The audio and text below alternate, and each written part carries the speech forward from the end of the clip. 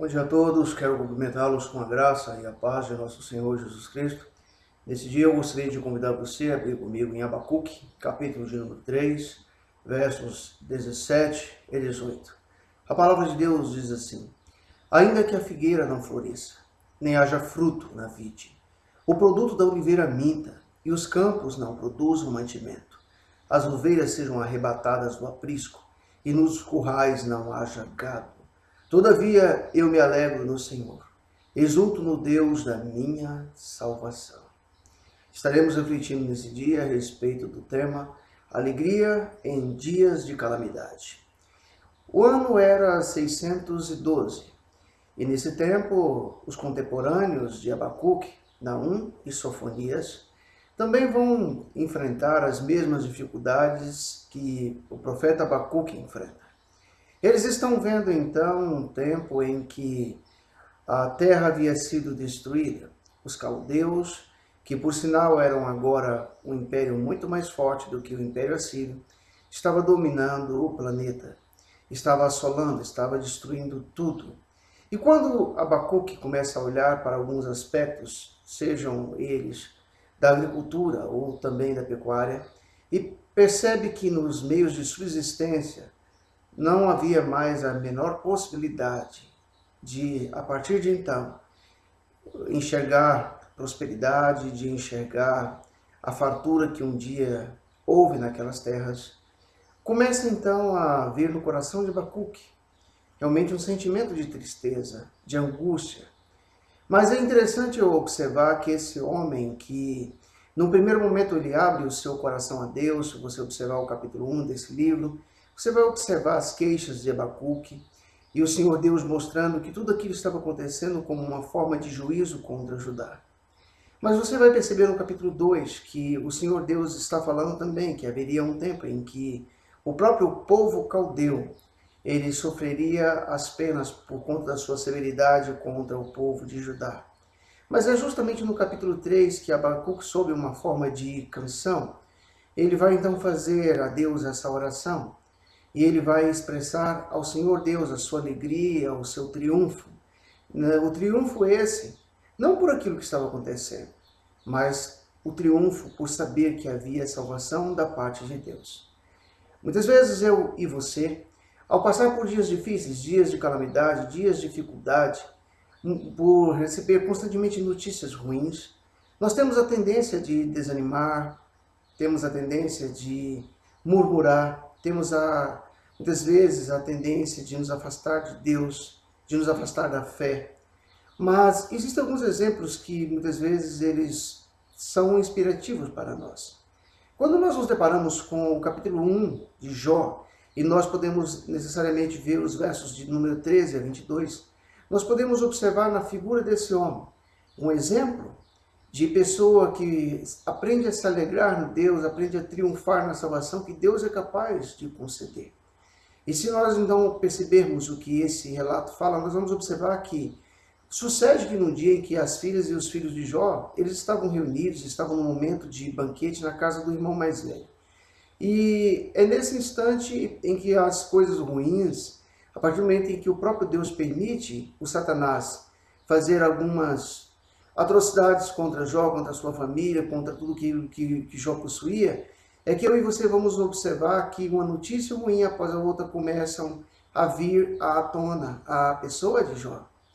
E embora ele fosse recebendo essas notícias, a primeira que ele recebe então é que os animais os bois estavam lavrando, as jumentas estavam passeando, e de repente vêm os salbeus sobre eles e os levam, matam os servos a fio de espada, e apenas aquele mensageiro vai escapar para trazer as notícias para Jó. Note você que esse mensageiro mal acabava de dar essa notícia ruim para Jó. Vem outro mensageiro e vai dizer que fogo do céu caiu, queimou as ovelhas, os servos, e tudo foi consumido, e só apenas aquele mensageiro estava vivo para trazer essa notícia. O terceiro mensageiro vem e vai falar para Jó que se dividiram os caldeus, justamente o povo que está agora assolando a terra na época do profeta Abacuque, E esses caldeus, eles se dividem em 3 bandos, e eles então vão dar contra os camelos que Jó possuía, levar os seus servos a fio de espada, e somente aquele mensageiro escapa. E de repente chega ainda um outro mensageiro que vai dar a última notícia a Jó, que vai dizer, também quando esse mensageiro ainda estava falando, ele mal acabava de dar essas notícias ruins, esse vai dizer que estavam os filhos de Jó num banquete na casa do irmão mais velho, e se levanta um grande vento do deserto contra os 4 cantos daquela casa, e aquela casa cai, e aqueles filhos de Jó vão morrer. E somente aquele mensageiro sobreviveu para trazer essa notícia. Então note você qual vai ser a atitude de Jó diante de todas essas circunstâncias. Provavelmente não é essa a atitude comum que eu e você tomaríamos, mas é a atitude que esse homem que tem fé, esse homem que aprende a triunfar em Deus vai tomar. A Bíblia nos diz que ele se levanta, que ele vai rasgar o seu manto, ele vai rapar a sua cabeça num sinal de lamento, de tristeza, mas ele nesse instante ele vai adorar a Deus. E Jó vai falar algumas palavras que nos levam a uma reflexão. Ele vai dizer que nu saiu do ventre da sua mãe e nu voltará para lá. Ele tem noção de que quando nasceu ele veio nu. E ele tem noção de quando morresse, embora as roupas o acompanhassem até a sepultura, ele com certeza não teria nada que o acompanhasse após a morte. E ele vai reconhecer e dizer que nu saiu do ventre de sua mãe, no para lá vai voltar, que o Senhor Deus o deu, o Senhor o tomou. Ele vai bendizer o nome de Deus, ele vai dizer, bendito seja o nome do Senhor. E observe você que em tudo isso, Jó não pecou, ele não atribui a Deus falta alguma, ele tinha consciência de que nada ele trouxe para essa terra. E embora viessem as calamidades, ele não atribui a Deus nada de falta do que agora ele estava vivenciando.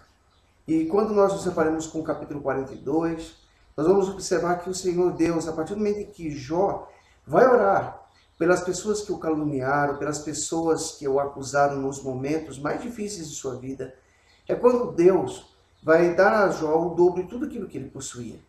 Quando nós vamos olhar para a situação de Abacuque, nós vamos perceber então, na figura de Abacuque, que esse homem, à semelhança de Jó, ele vai mostrar uma atitude completamente diferente nos momentos difíceis da sua vida. Ele vai dizer, todavia eu me alegro no Senhor, eu exulto no Deus da minha salvação. Que eu e você, diante dos momentos de calamidade, nós possamos, ainda que sejam difíceis, ainda assim, buscar ter alegria no Senhor, mesmo nos dias de calamidade. Que o Senhor Deus nos inspire, que nós possamos olhar para o exemplo desses homens, tanto de Abacuque como Jó, e nesse aspecto eu e você podemos desenvolver alegrias em dias de calamidade. Que Deus nos ajude. Que o Senhor Deus nos abençoe.